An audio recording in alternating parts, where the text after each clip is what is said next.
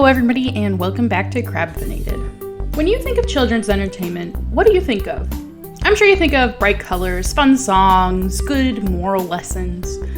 Maybe some specific things come to mind, like Clifford the Big Red Dog, or Baby Shark, or if you're a Disney kid, maybe even High School Musical. If I sound out of date, that's because I'm an old woman. But when I was younger, we didn't have cable. And we were an extremely religious family. So we had three main channels that we were allowed to watch on TV. Smile the Child, PBS Kids, and Qubo. Everyone knows PBS Kids, so I don't need to talk about that. Smile the Child was a B-grade channel full of shows that were only good if you were up at midnight at your grandmother's house and Chopped was done rerunning, or if you were 3 and too young to know that horrible 3D animated content was terrifying. But Qubo was the GOAT when I was younger. Qubo had everything. It had math shows, it had racing dogs, it had an alien show with a talking toupee on the villain, it had VeggieTales, Rescue Heroes, 3-2-1 Penguins, and once it was 10 p.m. or later, it had She-Ra, He-Man, and other weird 80s animated shows that absolutely slapped. I remembered everything on Qubo being a banger. Every show was good. You could turn it on and watch it for hours straight. Sure, there were shows that I personally didn't like, but they weren't, bad overall. But in recent years, Qubo has been, not great. So, what was Qubo? And how did it go from being, in my opinion, the best alternative kids channel to what definitely seems like it had only $3 to its name? Qubo was an English-Canadian channel, which is why I know about it and nobody else does for some reason. When it was formed in May of 2006, it was actually comprised of some really big names in children's media. The group who ran Qubo was comprised of Ion Media Networks, NBC Universal, which owned a 32% interest in Ion at the time, Chorus Entertainment, Scholastic Corporation, and Classic Media, which is now a part of NBC Universal's DreamWorks Animation. If you don't know what Ion is, because that's the only one out of here that's kind of less known, it's another non-cable channel that played things like NCIS and Quantum Leap. So as I'm sure you can tell, the people who created the Qubo channel had some fingers and some really, really good assets. Qubo's president, Robert Rodriguez, designed Qubo with the intent to be a 24-hour channel that could appeal to Latinx and English audiences. I do remember a good number of shows that did have Spanish elements, and they were really fun to watch. Qubo launched in September of 2006, and it had the greatest lineup of shows possible. It might be a little hyperbolic, but I remember the shows vividly, and apparently we watched a lot of it in 2006, because I remember all of these shows, and I remember loving them so much. They included the Scholastic-produced Dragon, which is also known as My Friend Dragon, by the one and only author Dave Bickley.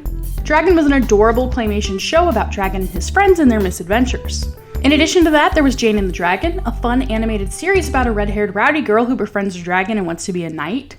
It boasted not only VeggieTales movies, but also 3-2-1 Penguins and Larry Boy the Cartoon Adventures. Finally, the official original lineup ended with Jacob Tutu, one of the scariest shows I've ever seen in my life. I am absolutely doing a video on Jacob Tutu because it's terrifying. It's literally burned in my brain as one of the most unsettling Tim Burton-esque things I've ever seen. Apparently when Qubo started in 2006, there was a bit of trouble with the VeggieTales media. VeggieTales is obviously a Christian show, we all know this. And I thought I remembered Qubo being more Christian-centric than not, but apparently that wasn't really the case. NBC actually cut the, quote, Christian content from the VeggieTales movies, making conservatives and the owners of VeggieTales pretty nettled. Phil Visker, the creator of VeggieTales, basically said he respected NBC's decision, but he wouldn't have agreed to allow his properties to be used if he had been told before signing the paperwork. At the end of the year, in December of 2006, Qubo launched its Spanish website and added Theodore Tugboat to its network. Qubo grew from there. It not only had 3 original shows, which were My Friend Rabbit, a really pretty fun show, Turbo Dogs, the racer dogs I was telling you about earlier, and Sheldon, but it also acquired plenty of programming and had plenty of programs that were originally produced and aired on PBS Kids. Qubo worked with the United States Olympic Committee, the Ad Council, and the Department of Health and Human Services to promote healthy living and combat obesity. So how did Qubo go from being this big contester to PBS Kids to being a defunct children's television network? It existed in its entirety from 2006 to February of 2021. I actually hadn't realized that Qubo had been laid to rest until I started writing this video. Part of the problem started when Qubo, originally on Telemundo and NBC, would be replaced with NBC Kids and Mi Telemundo. This followed the acquisition of NBC Universal by Comcast in March of 2012. Then PBS Kids Sprout took over these blocks, pushing out Qubo. This left Qubo only being aired on Ion Television. I don't know how to paraphrase this next part, so I'm just stealing it straight from Wikipedia. Here's the quote. Ion Media Networks acquired the stakes in Qubo, held by Classic Media, which became DreamWorks Classics in 2012. After its acquisition by DreamWorks Animation, Scholastic Corporation, and Chorus Entertainment in 2013, with all three companies retaining program distribution partnerships with the network.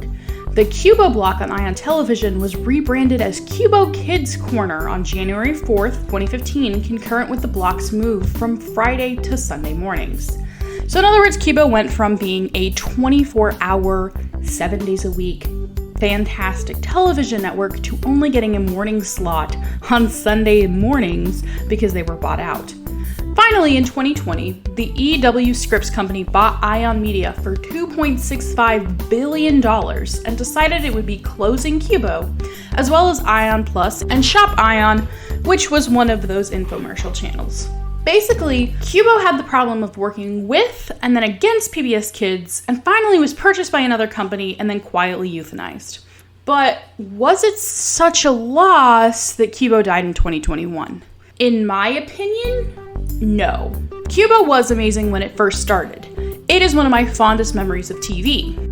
Qubo started strong, and in 2007 aired tons of shows that I remembered watching, including Peccola, Rupert, Sitting Ducks, Babar, My Friend Dragon, Jacob Tutu, Miss BG, which was kind of like a Junie B. Jones French version, Theodore Tugboat, Elliot Moose, and Lamb Chop Play Along. I'm definitely going to be making like a tier list of the best Qubo shows in a different video because some of these shows are amazing. And these shows were fun, original, really great to watch, except Jacob Tutu because that was terrifying, and Lamb Chops because that was really obnoxious. In 2008 and 2009, they added 10 more shows, which included the Zulu Patrol, the Magic School Bus, and the Maisie Mouse series. They ran a good streak from 2006 to 2014. In 2012, a lot of the better shows started to fall off because they had been bought out. And in 2014, worse shows were added back on. I was gonna put all of the covers of the shows on the pages and show you the progression through the years, but then that was literally taking forever. And then I was gonna like show you the highest rated IMDb and the lowest rated IMDb shows, but like that didn't work either because some of them only had like one rating and not any of these are on Rotten Tomatoes. So I'm not really sure how to present this information. I'm not really sure how to quantify how bad the shows added in the last few years are, since IMDb was obviously not a good way to do it, but they're horrifying to look at. Also, while looking up information for these shows, I almost looked up the busty world of Richard Scarry, and I really think that would have been more terrifying than Jacob Tutu. Also, why are you all thirsting after the white spider from Miss Spider's Sunny Patch Kids? Why are you looking this up? Why is there two different cards at the top when you search Miss Spider Sunny Patch Kids for this guy? What is wrong with you? But there it is. That is the rise and the fall of Qubo. Unfortunately, they just couldn't achieve what they wanted to, which is really sad because they had a pretty altruistic vision. To have a 24/7 TV channel that had Spanish and English shows would have been really, really cool, and it was also a good competitor to PBS Kids. But it just didn't work out. Corporate buyouts.